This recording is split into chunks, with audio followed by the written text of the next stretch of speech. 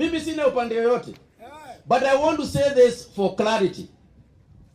Tea issues are not political. Tea taste issues are not political issues. They are technical issues. We have also got options. Na tuwaambia watu wa KTDA wafanye hivi. We have said the tea market is also open. It's also open on the internet. Wewe ukiwa na majani yako, usikie pale unauza sio mzuri, it is open for you to sell anywhere in the world. Uuzie mtu yeyote ambaye unataka. Kwa hivyo ukiona pande hii bei hapana mzuri, you are free. Uende pande ingine. Tuko sawa sawa?